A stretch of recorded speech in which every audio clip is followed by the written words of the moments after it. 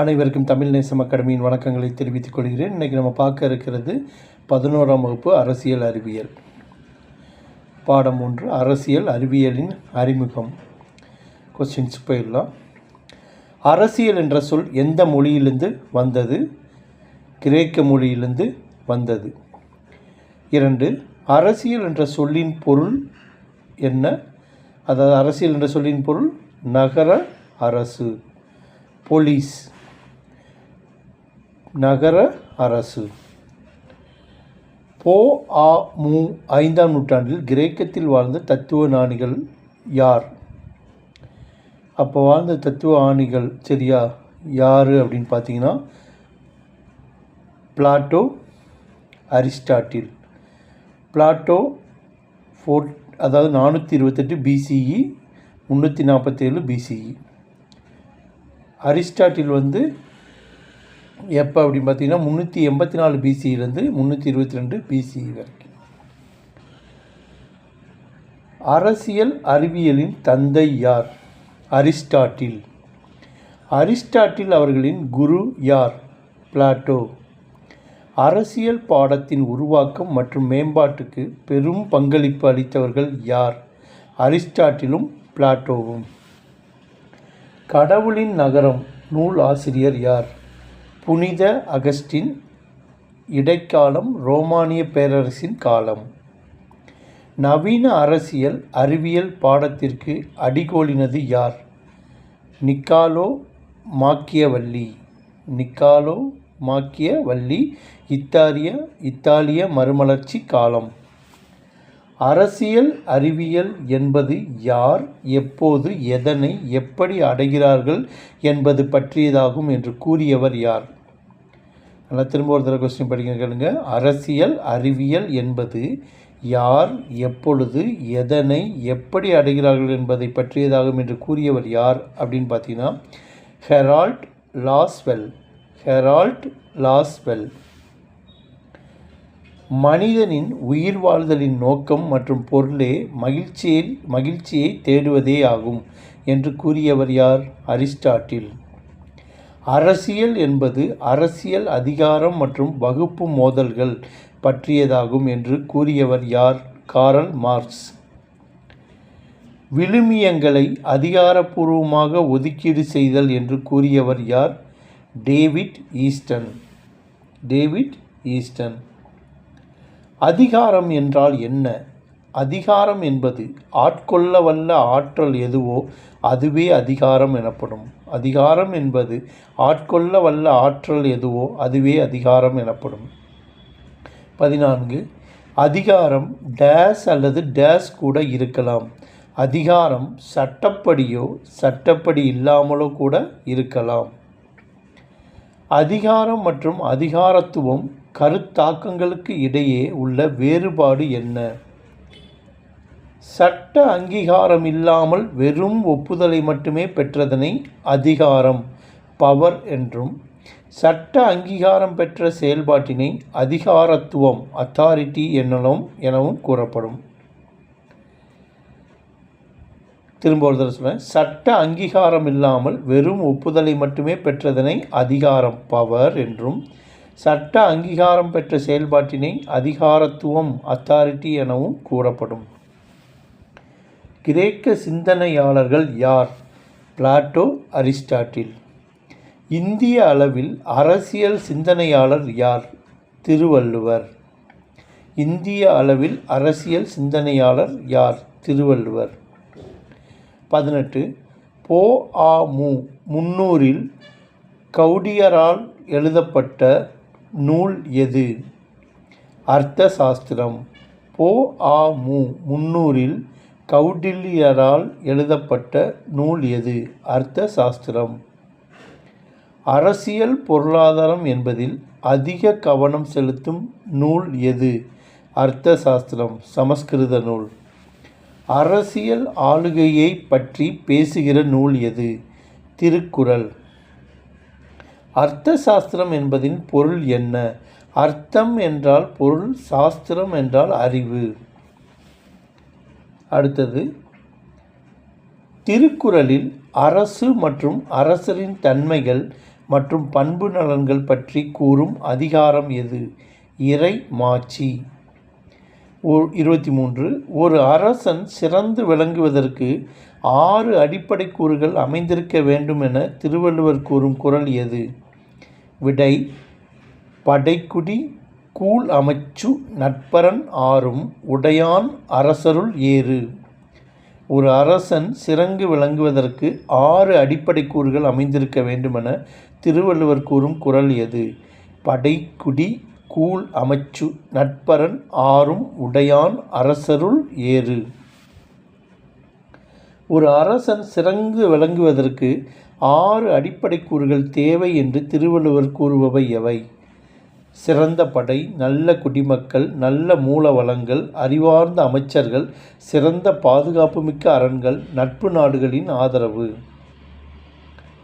அரசராக இருக்க வேண்டுபவர் என்னென்ன குணநலங்களை பெற்றிருக்க வேண்டுமென திருவள்ளுவர் கூறுகிறார்?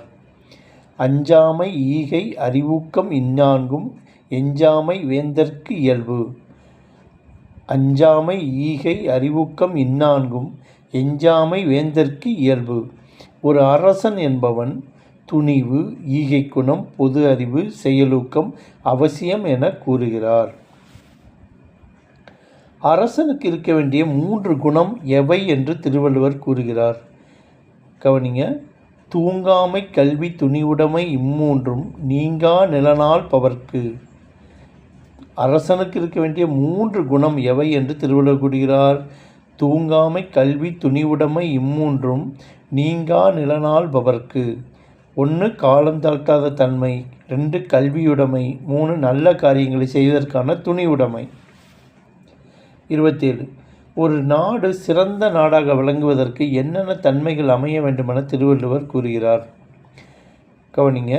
உறுபசியும் ஓவா பிணியும் செருபகையும் சேராது இயல்வது நாடு. உறுபசியும் ஓவா பிணியும் செருபகையும் சேராது இயல்வது நாடு. உண்ண உணவில்லாத பஞ்சநிலை, தீராத பல நோய்கள், எப்போதும் தாக்குவதற்கு தயாராக இருக்கும் பகை நாடுகள் ஆகிய 3ம் இல்லாமல் இருக்க வேண்டும் என்று வலியுறுத்துகிறார். எது சிறந்த அரசு என்று திருவள்ளுவர் கூறுகிறார்? விடை: இயற்றலும் ஈட்டலும் காத்தலும் காத்த வகுத்தலும் வல்லது அரசு. இயற்றலும் ஈட்டலும் காத்தலும் காத்த வகுத்தலும் வல்லது அரசு. வருவாயை அடையாளம் காணுதலும் அதனை திறமையாக திரட்டுவதும் திரட்டிய வருவாயை அரசு கருவூலத்தில் பாதுகாத்து வைப்பதும் அவ்வாறு பாதுகாத்த செல்வத்தை மக்களுக்கு முறையாக வழங்குவதும் செய்ய வல்லதுதான் சிறந்த அரசு. எந்த நூற்றாண்டில் அரசியல் குறித்த கல்வி புல படிப்பு அரசியல் அறிவியல் என்று அழைக்கப்பட்டது? 19ஆம் நூற்றாண்டு. தற்போதைய அரசியல் என்பது அரசாங்கங்களின் தற்கால பிரச்சனைகளை பற்றியது என்று கூறியவர் யார்? Adam Gilchrist.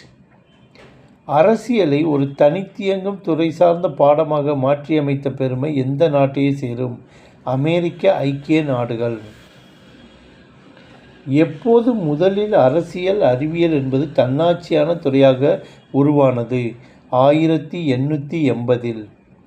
அரசியல் அறிவியல் பாடத்திற்கென முதலில் தனியாக ஒரு துறையை உருவாக்கியவர் யார்? ஜான் டபிள்யூ பர்ஜஸ், கொலம்பியா பல்கலைக்கழகத்தில். ஜான் டபிள்யூ பர்ஜஸ், கொலம்பியா பல்கலைக்கழகத்தில். அரசியல் பாடத்தினை சமுதாய பிரச்சனைகளை பற்றி படிக்கும் பாடமாக மாற்றியமைக்க பெரும் முயற்சிகளை எடுத்தவர்கள் யார்?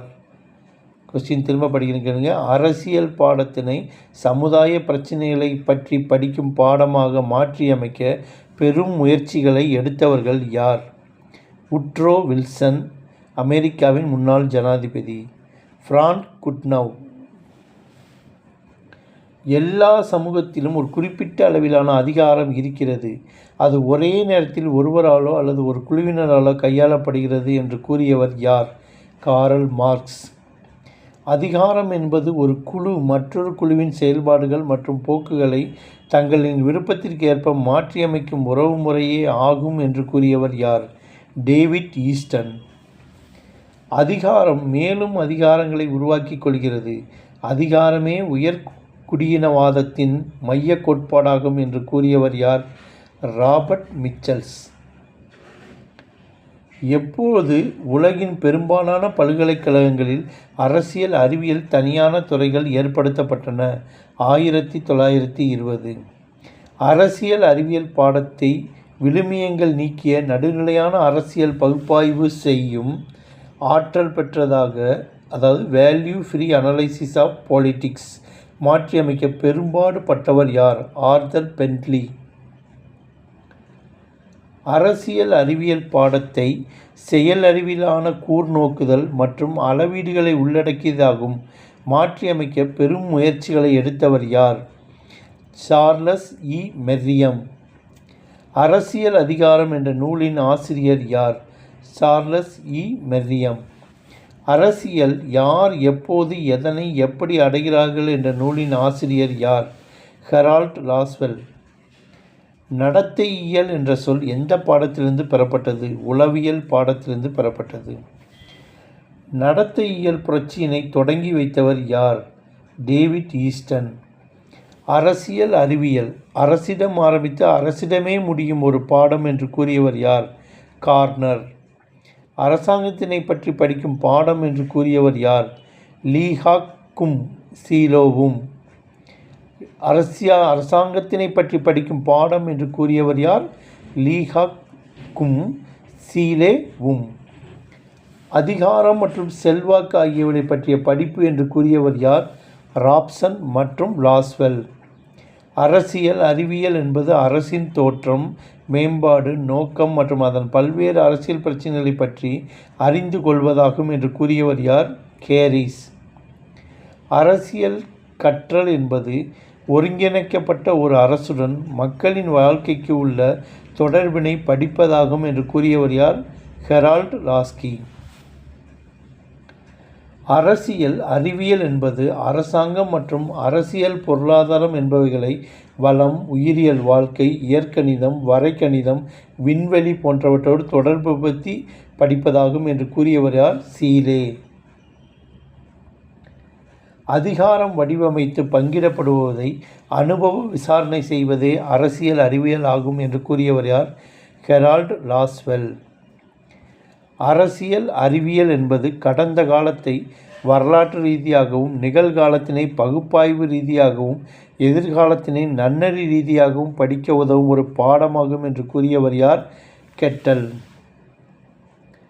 ஒரு சமுதாயத்தின் எல்லைக்குள் ஒரு நகரத்திற்கோ, ஒரு அரசுக்கோ, ஒரு தேசத்திற்கோ அந்த சமுதாயத்தில் நிலவும் பற்றாக்குறையான மனித வளம், பொருளியல் வளம் போன்றவற்றினை மனித தேவைகளுக்கும் மனித விருப்பங்களுக்கும் ஏற்ப முறைப்படுத்தி வழங்கும் செயல்முறையே அரசியலாகும் என்று கூறியவர் யார்? David eastern. ஜவஹர்லால் நேருவின் வரலாற்று புகழ்மிக்க உரை எந்த நாளில் இந்து நாளிதழில் வெளியானது? 14/8/1947. ஜவஹர்லால் நேருவின் எந்த உரை இந்து நாளிதழில் வெளியானது? எதிர்காலத்தின் நம்பிக்கையோடு சந்திப்போம். உலகமே உறங்கிக் கொண்டிருக்கும் போது இந்தியா அந்த நள்ளிரவில் விழித்தெழுந்திருக்கிறது. பழமையிலிருந்து புதுமை நோக்கி பயணிக்க தயாராகிவிட்டோம் என்று கூறியவர் யார்? ஜவஹர்லால் நேரு. நீண்ட காலம் ஒடுக்கி வைக்கப்பட்ட ஒரு தேசத்தின் ஆன்மா உயிர்ப்பித்திருக்கிறது. இந்த சமயத்தில் இந்திய தேசத்திற்கும் இந்திய மக்களுக்கும் சேவை செய்ய நாம் தியாக உணர்வுடன் சில உறுதிமொழிகளை எடுத்துக்கொள்ள வேண்டிய நிலையில் இருக்கிறோம் என்று கூறியவர் யார்? ஜவஹர்லால் நேரு. பன்னாட்டு அரசியல் அறிவியல் சங்க மாநாடு எப்போது நடந்தது? 1948. அரசியல் அறிவியலின் பரப்பெல்லைகள் எவை என பன்னாட்டு அரசியல் அறிவியல் சங்க மாநாடு குறிப்பிட்டது? அரசியல் கோட்பாடு, அரசியல் நிறுவனங்கள், அரசியலின் இயக்கவியல், பன்னாட்டு உறவுகள். அரசியல் அறிவியல் ஒரு மேலான அறிவியல் என்று முதலாக அழைத்தவர் யார்? அரிஸ்டாட்டில். அரசியல் அறிவியல் ஒரு மேலான அறிவியல் என்று அரிஸ்டாட்டில் கூறியதை ஒப்புக்கொண்டவர்கள் யார்? பிளன்ட்ஸ்லி, மாண்டெஸ்கியூ, போடின், ஹாப்ஸ். அரசியல் அறிவியலை பற்றி அறிந்து கொள்ள அணுகுமுறைகள் எவ்வாறு வகைப்படுத்தப்படுகிறது? இரண்டு முறையில் வகைப்படுத்தப்படுகிறது. பாரம்பரிய அணுகுமுறைகள், அதாவது அனுமானம் மற்றும் கருத்தறிவு. தற்கால அணுகுமுறைகள், அனுபவ அறிவு மற்றும் அறிவியல் தன்மை. பழங்கால பாரம்பரிய அணுகுமுறைகளில் தத்துவார்த்த அணுகுமுறையின் முக்கிய சிந்தனையாளர்கள் யார்? Plato, Aristotle, Leo Strauss. பழங்கால பாரம்பரிய அணுகுமுறைகளில் வரலாற்று அணுகுமுறையின் முக்கிய சிந்தனையாளர்கள் யார்? Machiavelli, Sabine. பழங்கால பாரம்பரிய அணுகுமுறைகளில் சட்டப்பூர்வ அணுகுமுறையின் முக்கிய சிந்தனையாளர்கள் யார்? Cicero, Jean Bodin, John Austin.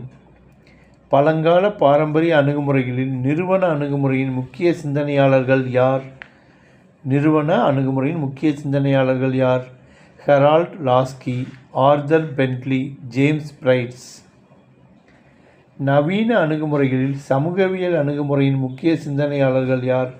Make கைவர், Almond Gabriel. நவீன அணுகுமுறைகளில் உளவியல் அணுகுமுறையின் முக்கிய சிந்தனையாளர்கள் யார்? Graham Wallas, David Truman. நவீன அணுகுமுறைகளில் பொருளியல் அணுகுமுறையின் முக்கிய சிந்தனையாளர்கள் யார்? Karl Marx, Friedrich Engels. நவீன அணுகுமுறைகளில் நடத்தையியல் அணுகுமுறையின் முக்கிய சிந்தனையாளர்கள் யார்? David Easton, Robert A Dahl. நவீன அணுகுமுறையில் மார்க்சிய அணுகுமுறையின் முக்கிய சிந்தனையாளர்கள் யார்? Vladimir Lenin, Antonio Gramsci. வரலாறு என்பது கடந்த கால அரசியல், அரசியல் என்பது நிகழ்காலத்தின் வரலாறு என்று கூறியவர் யார்? ஃப்ரீமேன். அரசியல் அறிவியல் இல்லாத வரலாறு பழமில்லாத மரம் என்றும், அதேபோல வரலாறு இல்லாத அரசியல் அறிவியல் என்பது வேரில்லாத மரமாகும் என்று கூறியவர் யார்? ஜான் சீலே. மனிதர்களின் பல புதிரான நடவடிக்கைகளை பற்றி அறிந்து கொள்ளும் விடைப்பகுதி உளவியல் பாடத்திலே உள்ளது என்று கூறியவர் யார்? பார்க்கர். நீ யாராக வேண்டுமானாலும் இருக்கலாம், நீ எப்படியாக வேண்டுமானாலும் மாற விரும்பலாம், ஆனால் நீ அரசியலின் மீது ஆர்வம் இல்லாமல் கூட இருக்கலாம், ஆனால் அரசியல் உன் மீது ஆர்வமாக இருக்கிறது என்று கூறியவர் யார்? Marshall Berman. அடுத்தது புத்தக பயிற்சிகள். சரியான விடையை தேர்ந்தெடுக்கவும். பாலிடிக்ஸ் என்ற வார்த்தை போலீஸ் சொல்லிலிருந்து வந்தது. இந்த போலீஸ் என்ற சொல்லின் பொருள் என்ன அப்படின்னு பார்த்தீங்கன்னா விடை ஆ, நகர அரசு. அரசியல் என்பது யார் எதனை எப்போது எப்படி பெறுகிறார்கள் என்ற அரசியலின் மைய கருத்தினை கூறியவர் யார் அப்படின்னு பார்த்தீங்கன்னா ஆன்சர் என்னன்னு பார்த்தீங்கன்னா ஆ, ஹெரால்டு வாஸ்வெல். டேவிட் ஈஸ்டனின் கருத்துப்படி அரசியல் என்பது என்ன அப்படின்னு பார்த்தீங்கன்னா ஆன்சர் விழுமியங்களை அதிகாரப்பூர்வமாக பங்கீடு செய்வதாகும். ஆன்சர் ஆ. இந்திய அளவில் மிக பழமையான அரசியல் சிந்தனையாளர் என யாரை கூறலாம்? யாரை கூறலாம்னு பார்த்தீங்கன்னா இங்கே ஆன்சர் பார்த்தீங்கன்னா ஆ, கௌடில்யர் மற்றும் திருவள்ளுவர். சட்ட அங்கீகாரம் என்ற சொல் எந்த கருத்தாக்கத்துடன் தொடர்புடையது? அதனுடைய ஆன்சர் இ, வலிமை மற்றும் அதிகாரம். அதிகாரம் அதிகாரத்தை ஈன்றெடுக்கிறது என்றும் அதுவே உயர்குடியினவாதத்தின் மைய கருத்தாக விளங்குகிறது என்று கூறியவர் யார்? ஆன்சர் ஆ, ராபர்ட் மிட்சல்ஸ். அரசியல் அறிவியலின் தந்தை என அழைக்கப்படுபவர் யார்? ஆ, அரிஸ்டாட்டில். ஆன்சர் ஆ, அரிஸ்டாட்டில். மனிதன் இயற்கையில் ஒரு அரசியல் விலங்கு என்று கூறியவர் யார்? இ, அரிஸ்டாட்டில். ஆன்சர் இ, அரிஸ்டாட்டில். அரசியல் அறிவியலை மதம் சார்ந்த அணுகுமுறையிலிருந்து செயலறிவிலான கூர்நோக்களுடன் கூடிய மதசார்பற்ற பார்வைக்கு மாற்றியவர் யார்? யாருன்னு பார்த்தீங்கன்னா ஆ, ஆன்சர் நிக்கோலோ மாக்கியவல்லி. 10வது கொஸ்டின். வரலாறு என்பது கடந்த கால அரசியல் என்றும் அரசியல் என்பது நிகழ்கால வரலாறு என்றும் கூறியவர் யார்? யாருன்னு பார்த்தீங்கன்னா ஃப்ரீமேன். ஆ, ஆன்சர் ஃப்ரீமேன். ஆ. அடுத்தது சரிங்களா? இப்போ நல்லா கவனிங்க. நம்ம இன்றைக்கி பார்த்தது என்ன அப்படின்னு பார்த்தீங்கன்னா 11ஆம் வகுப்பு அரசியல் அறிவியல் அரசியல் அறிவியல் அதில் பாடம் 1 அரசியல் அறிவியலின் அறிமுகம் இதைத்தான் இன்றைக்கி பார்த்துருக்கோம். அதனுடைய புத்தக பயிற்சிகளையும் சேர்த்து பார்த்துட்டோம். சரிங்களா? இந்த வீடியோவை லைக் பண்ணுங்கள், ஷேர் பண்ணுங்கள், மறக்காமல் சப்ஸ்கிரைப் பண்ணுங்கள். சப்ஸ்கிரைப் பண்ணி வச்சிட்டிங்கன்னா தான் எங்களுடைய அடுத்தடுத்த வீடியோஸ் உங்களுக்கு வந்துகிட்டு இருக்கும். நாங்கள் எங்களுடைய சேனலுக்குள்ளே போனீங்கன்னா ஒவ்வொரு ஸ்டாண்டர்ட் வைஸாக என்னென்ன சப்ஜெக்ட் வைஸாக எல்லா வீடியோக்களும் உள்ளே இருக்கும். அது போக மாடல் ப்ரீவியஸ் இயர் கொஸ்டின்ஸ் பேப்பரும் டே பை டே கொடுத்துக்கிட்டே தான் இருக்கும். சரிங்களா, அதையும் பார்த்துக்கோங்க. இதை உங்களுக்கு தெரிஞ்சவங்க, உங்கள் ஃப்ரெண்ட்ஸ், உங்கள் ரிலேட்டிவ்ஸ், உங்களுக்கு யாராவது தெரிஞ்சவங்களுக்கு எக்ஸாமுக்கு ப்ரிப்பேர் பண்ணிட்டு இருந்தாங்கன்னா அவங்களுக்கும் கொஞ்சம் அனுப்பி விடுங்க. ரொம்ப யூஸ்ஃபுல்லாக இருக்கும். சரிங்களா, மறக்காமல் சப்ஸ்கிரைப் பண்ணி வச்சுக்கோங்க. எங்களுடைய பழைய வீடியோக்களை பார்க்கணும் அப்படின்னா ஒவ்வொரு வீடியோக்குள்ளேயும் டிஸ்கிரிப்ஷனில் லிங்க்ஸ் கொடுத்துருப்போம். அதை கிளிக் பண்ணி என்ன செஞ்சுக்கோங்க, நீங்கள் அந்தந்த வீடியோவை பார்த்துக்கலாம். சரிங்களா, நன்றி, வணக்கம்.